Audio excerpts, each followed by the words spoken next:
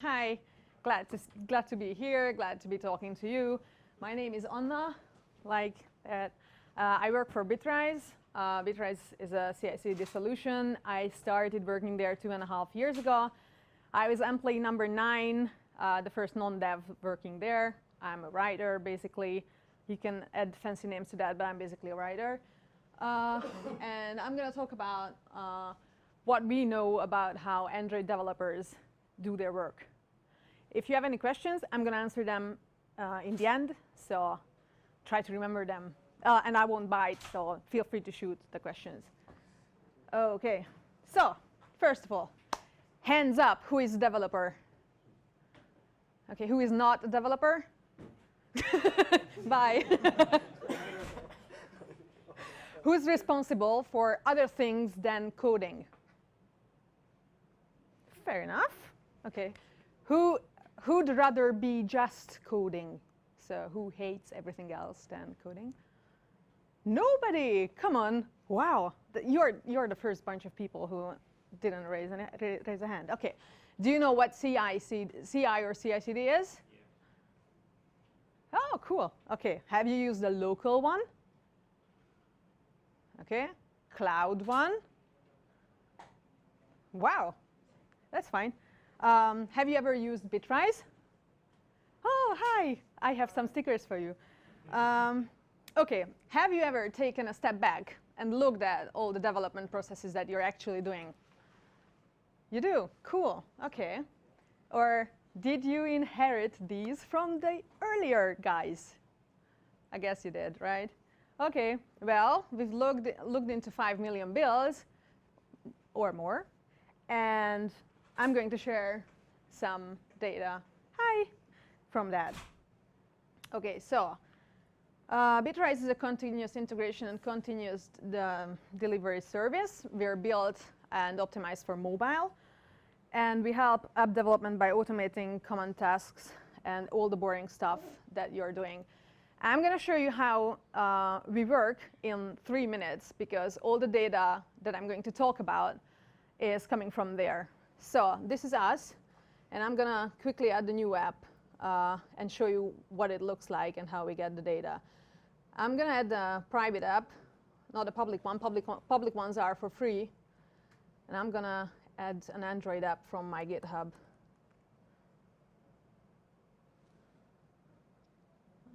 OK, like that one. I'm going to add an SSH key. I'm going to type master here. And then we decide if it's an Android project or not, which is going to be an Android project because it's that.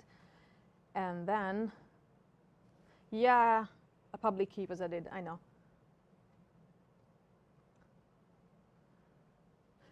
So basically, I'm adding an app now. And we're going to have a default workflow that consists of steps and integrations. OK.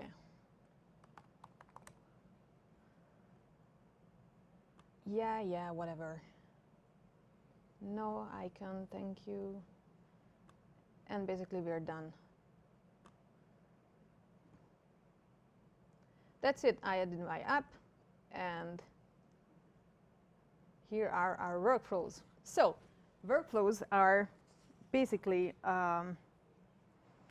pieces of code. This is a workflow with the steps. And each step is responsible for a couple of lines of code. And then if you run a build, then this gets built. If you use Bitrise, you know. If you don't, then can you understand this now? Is this OK? It's clear. OK, we have more than 250 steps and integrations in the ecosystems. And it's open source, so if we don't have anything that you'd like to use, then you can edit, or you can use a script step to edit and use it. OK. No, I'm going back. So that was our product. Yeah, we don't see the code. I'm going to talk about all the things that we can see from the metadata. So we're not peeking into or under the hood of your product. Oops, wrong direction. OK, so let's see where people tend to keep their apps. I use GitHub, well, most people do, like 54%.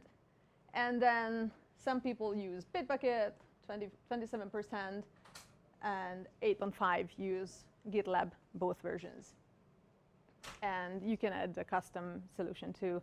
That's almost 10%. Our platform trends, out of 100, I mean, so I didn't add iOS here and stuff. Native Android was 32.9% last December, and React Native was 11.5, Xamarin 3.22. And here, you see, that's when we started to support Flutter. So that tiny little speck here is the like 5 Android apps that we had in last December. And see that? That's a pretty amazing increase. And so native Android decreased a bit, React Native increased a bit. Oh, Xamarin, well, yeah, they stayed kind of the same. OK.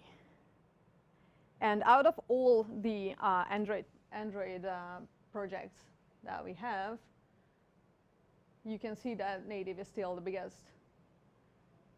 Flutter is coming up, quite a nice piece here. And React Native is also going pretty well, I guess. OK, so build. How long does it take to build your apps? Under 5 minutes? 5 to 10? Oh, you're cool. OK, 10 to 15? 15 to 20? 1 hour. What? Wow, OK. 40 minutes. 40 minutes. Wow. But for Android and iOS at the same time. OK, but still, that's still long. OK, who else goes for 1 hour? Half an hour? Come on, people. Some of my apps built in half an hour. OK. OK, let's see how others' apps work. These are the minutes. Native Android, 14. React Native, almost 18. Xamarin, 10. Flutter, 7.6. No tests. No tests and apps without Firebase. I'm still going to talk about testing a bit later, because that's pretty interesting how people do or do not do tests. OK, so do you schedule your build? If I can give one piece of advice, don't use hours. Because see these? These are all the like 2 a.m., 3 a.m., 4 a.m., 5 a.m., 6 a.m. Everybody's just doing the regular stuff. Choose a prime number, whatever, but not like 5 o'clock or something. Yeah, here our gremlins went on a coffee break, and then they came back, and then the others again.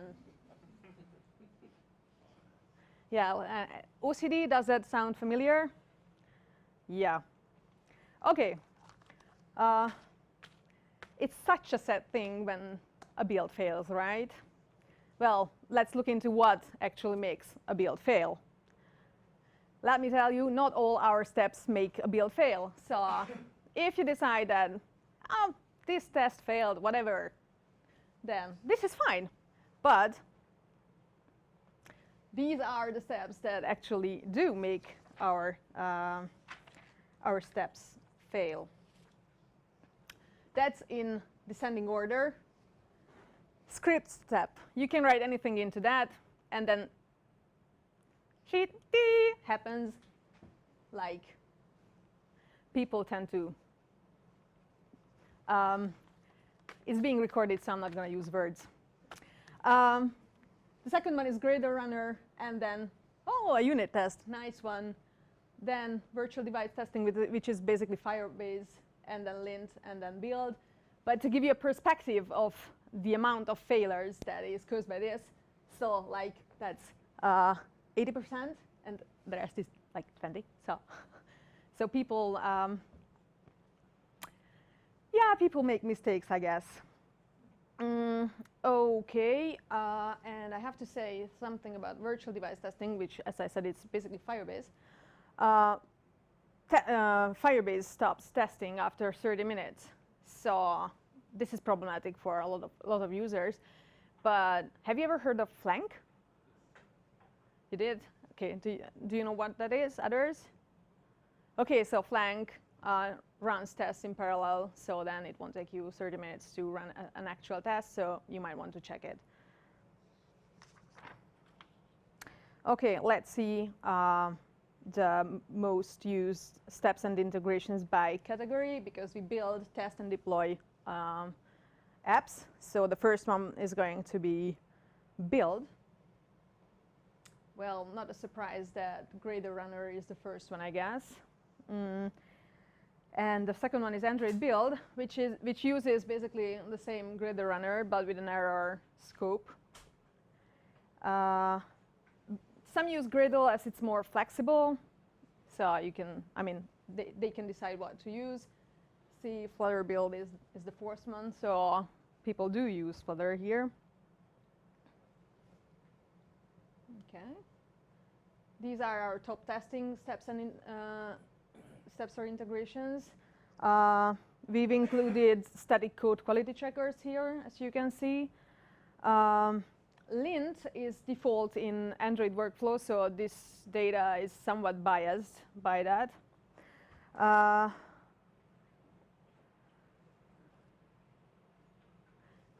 And here comes the difficult question. So do you guys run tests? You do, okay. Wow, this is, okay, I'm not gonna spoil this. I'm gonna show you how others do or do not. So as I told you, our data is somewhat biased, because if you add an app and then you get the default workflow, unit testing is actually in it. And still, only 34.6% use it. So there are, like, I won't count it how many percent of people who delete that step and do not test, which is, I don't know. It's a bit strange. But if we go on to UI testing, which is not a default step, well, how many of you raised their hands? I mean, 6.4 is really low. So you guys, well done. Because if you add all these people up, it turns out that 52% do not test at all, which I think more people raise their hands here than that. So you do really good. Yeah, I've talked about virtual device testing. Yeah, emulators versus Firebase. I don't know if this is a surprise for you or not, this percentage. Do you use emulators? You do? Okay. And does it work? Not always. Yeah, that's what I usually hear. Okay, so if you use Bitrise, you can use our Firebase account, so it's not on your account, but on ours, but you can see the test results. So it's basically free now. Don't know until when, but it's free now. And yes, emulators are very flaky to be, that's an understatement, yes. Okay, top deployment steps and integrations for Android. Well, no real surprise here, as Google Play Deploy is the most popular step for that. Yeah, Android devs like to live dangerously. Hooky up is still the third one. So if you use, well, I guess you work. Right now, so the 3 and 5 are the same now. Yeah, they are, but we still have it separately, and so there are people who still use the old step because this data is actually fresh. So, okay, what is also very interesting, how people tend to deploy things either to testers or to the App Store. We've divided the data into groups based on how many people are working on certain apps. So there are one-man shows and small teams and big teams and very big teams. So that's how we divided the data that is coming up now. So to testers, people tend to deploy one-man shows almost 3 times a day. So this is a day. Small teams, over 3, big teams, almost 5, and very big teams. This is pretty surprising.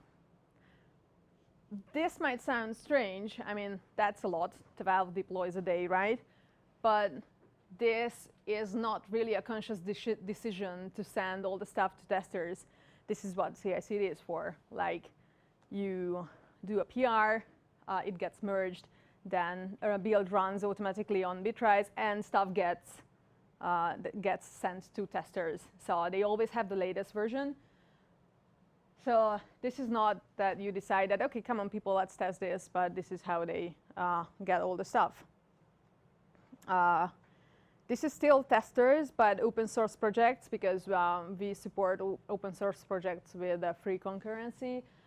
And I really like this, because, well, people tend to work on open source projects in their free time. So 1 deploy a week is still a pretty good number for whatever you're working on in your free time, isn't it?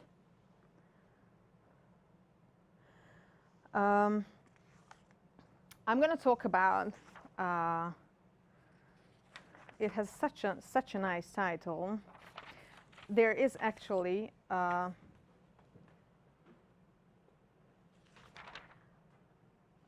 Peking University study that deals with deployment regularities. And I can't find, oh, there's towards release strategy optimization for apps in Google Play by, I'm not going to read Chinese names, I'm sorry, by 3 people from Peking University. If you're interested in, I'm gonna send it to you. And it turned out, thank you. So it turned out that faster is almost always better. So deploying often is good, because end users have been conditioned to update and update and update again, except for this case when you're saying tomorrow, tomorrow, tomorrow. So these come from that study. Yeah, update intervals. There are 4 common patterns. People tend to, no, sorry, 3/4 of the apps that are actively maintained have an average of maximum 20 days in between releases, and 1/3 does do releases once a week. And then there are 4 patterns: 2 times a week, once every week, less than once every 2 weeks, and once every 2 weeks. Yes, that's how it's done. And let's see whether this fits what we see. No, let's not see that. OK, that's also their finding, that if you release often, you can speed up the upward trend in the number of stars on Google Play. And if you release less often, then you can slow down bad ratings, which is an interesting thing to know. If something goes wrong, maybe you'll need this piece of information. OK, so yeah, now we're going to see the deployment intervals to actually Google Play. This is a weekly data. So this here is a conscious decision, unlike the previous one that was sending stuff to testers. So one-man shows tend to do 3.5 deploys a week. Small teams, almost 4. Big teams, 5.2. And very big teams, only 3. So compared to the testing rate, that's a low one, I guess. Open source projects well, they are basically the same. So when after sending it to the testers, they actually get deployed to Google Play too. The numbers were actually the same, which is pretty interesting. Okay, that's what I was going to share with you. Do you have any questions or comments, or do you want me to repeat any of these? Yay! I have a question about Bitrise. Are you trying to create some SDK to auto-update the app on tester phones? Because now they receive an email and they have to go to Bitrise like download page and download the app. I don't think that's on our roadmap, but we do have QR codes now, so that's a bit quicker. SDK would be like the holy grail. Well, you can always write a feature request, you know. Anybody else? I'm not gonna eat you if you ask a question, so. Do you support iOS as well? Sure. You name it. Comparison Android and iOS, like build numbers, deploy numbers, the same? Deploy numbers, I don't know, but the percentage of iOS and Android is about the same. Like, I think it's under 5%. The difference is under 5%. Because, well, yeah, a lot of people do both. So, does that answer your question? Yeah. Okay. Yeah. I missed the first part of the talk. Yes? I'm wondering about the technologies. Do you have a lot of builds in Flutter? Yes. Vroom.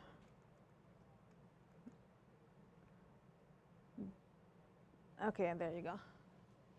So this is the first data. Almost 8% of all our apps are Flutter. You're very welcome. And the overall number of apps on your platform? Sorry? What is the overall number of apps on your platform? I can't tell you that. Because this is like relative data. Maybe it's 1 million, so it's like different. I can't say numbers. 79 apps. I wouldn't be here if that was true. Yeah.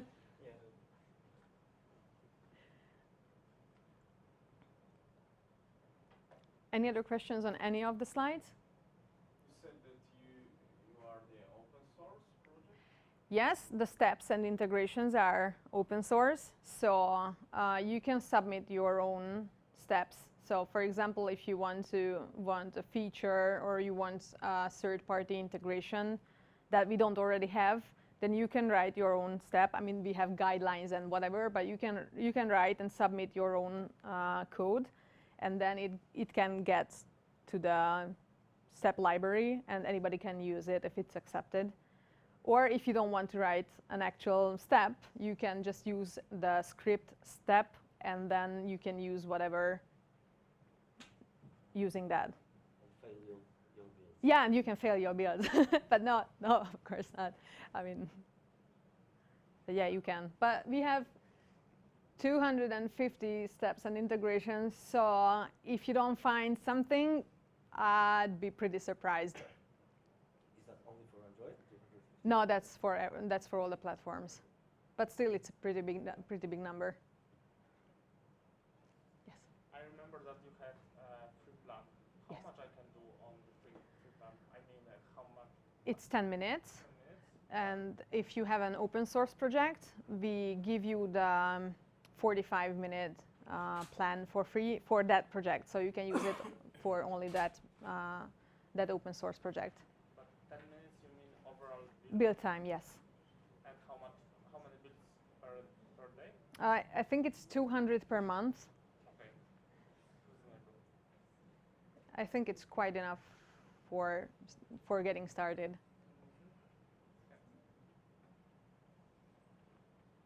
Yes. Do you know any tips or tricks to speed up setup of virtual machine? Because when you started the builds, Bitrise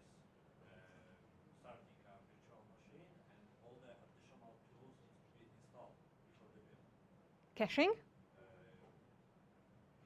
Yeah, we have caching. Okay. Let's talk about this. Okay. But we have caching that speeds up things quite some. Okay. If there are no more questions, then thank you for your time.